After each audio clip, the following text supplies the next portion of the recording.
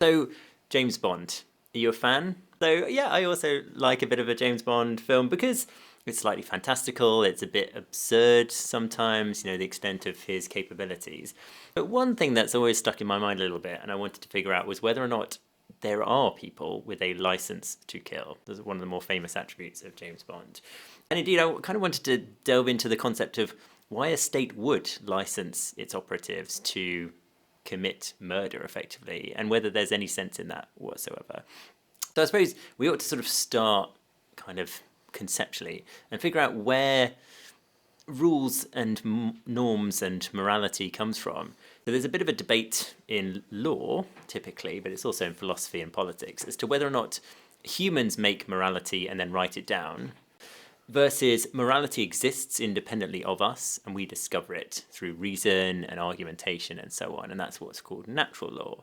And it doesn't necessarily need to come from, say, our natures and how we sort of best stabilize our populations, but could come from religion and other sources like that. It could come from divine inspiration.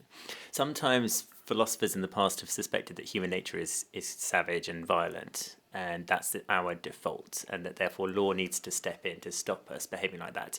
And so a special class of individuals may be given a license to act violently, but otherwise the rest of us need to be tamped down.